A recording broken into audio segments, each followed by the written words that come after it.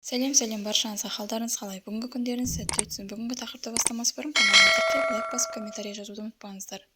Өнер адамдарының қолынан бизнес жасау келмейді, деді Айнұр Тұрсынбаева.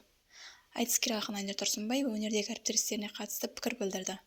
Оның айтуынша, өнер азаматтарының бизнеспен шықпайды. Бұл туралы Айнұр Тұрсынбаева Instagram желісінде тікелей эфир кезінде айтты. Онда айтыскер ақын зағип әнші Кенжебек Нұртолаевмен тілдесіп, оған 3 бөлмелі пәтер сыйлады. Әңгіме барысында ол мұндай қадамға Кенжебектің алаңсыз шығармашылықпен айналысуына жағдай туғызу үшін барғанын жеткізді. Оның айтуынша, өнер азаматтарының көбіне ақшаны емес, бірінші орынға шығармашылықты қояды. Өнерде жүрген адамдар ақшаны, бизнесті ойлай алмайды. Өнерде жүрген адамдар бизнесмен болғанын көрген жоқпын. Олардың қолынан келмейді. Өнерде жүрген адамдар бойында тек қана тазалық, өнерге деген адалық бар, деді Айнұр Тұрсынбаева Instagram желісінде тікелей эфирде. Оны естіген желі қолданушылар пікірлерін аямай жазды. Өнер адамдарының жан дүниесі бөлек болады, өте дұрыс айтасыз. Бизнес деген ол қиын нәрсе.